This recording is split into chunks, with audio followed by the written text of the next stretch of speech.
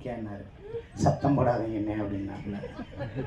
சரி ஓகே, உண்மையை ஒத்துக்கிட்டாரு அப்படின்னாச்சு. தம்பி டைப் பண்ணார், நம்ம பண்ணிட்டோம். அதுக்கு அடுத்து இந்த ரவி சார் ப்ரொடியூசர் இருக்கார் பார்த்தீங்களா, அவருக்கு நம்மளுக்கே தெரியாமல் நிறையா பேருக்கு பிரியாணி வாங்கி கொடுத்துருக்கீங்க. புது புது ஹோட்டலாக கூப்பிட்டு போய் முருகானந்தத்தை சாப்பிட வச்சுருக்கீங்க, ஸ்விம்மிங் பூலில் குளிக்க வச்சுருக்கீங்க. எனக்கு மட்டும் பட்டையை போட போட்டு நட்டி சாரோட ஆட விட்டுருக்கீங்க.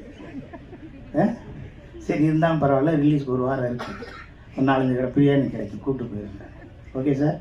அவங்க டீம் எப்படின்னா, ப்ரொடியூசர் சார், இந்த இந்த டைரக்டரு ராஜநாதன் எல்லாருமே ஜிம்முக்காரங்க. ஜிம்மு கெட்ட பழக்கமே கிடையாது. எப்போ பார்த்தாலும் காலையில் 3 மணி நேரம் ஒர்க் அவுட்டு, சாயந்தரம் 3 மணி நேரம் ஒர்க் அவுட்டு. எவனாவது சேர்த்து குடிச்சிருந்தா கூட அவனை பார்த்து முறைச்சிக்கிட்டே இருப்பாங்க. தண்ணி அடிக்கிறவனை பார்த்தா 10 அடி ஓடி போயிடுவாங்க. இவங்க பக்கத்தில் நம்ம உட்காந்து என்னடா பண்ணுறது அப்படின்னா, இல்லை சார் காலையில் எழுந்திரிச்சிங்களா சார், படிக்க போகணும் சார், சார் இன்னைக்கு காலையில் ஈவினிங் போயிடலாம் சார், எத்தனை சார் இன்றைக்கி தான் எவ்வளோ நேரம் சார் நடந்துருக்கு சார், ஒர்க் அவுட் பண்ணுவோம் சார், டயட் பண்ணுவோம் சார், சார் இதை விட்டு எடுத்துக்கேன் சார். சார் அங்கிட்டு போங்க சார், அங்கிட்டு போங்க.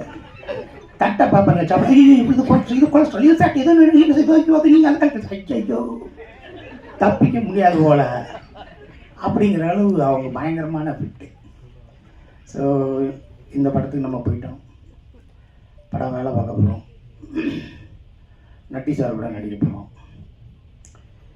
நட்டி சார் அது வந்து முருகானந்தத்தை சொல்லிடுவோம். முருகானந்தம் வந்து எனக்கு ஒரு படம் வந்து கபாலி டாக்ஸ்க்கு முன்னாடி ஒரு படம் நடித்தோம்.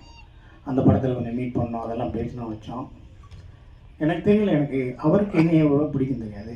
ஆனால் எனக்கு அவரை முருகானந்தத்தை ரொம்ப பிடிக்கும். ஏன்னா எங்கள் டைரக்டர் மணிவண்ணன் சார் ஒரு சின்ன சாயலில் இருப்பார்.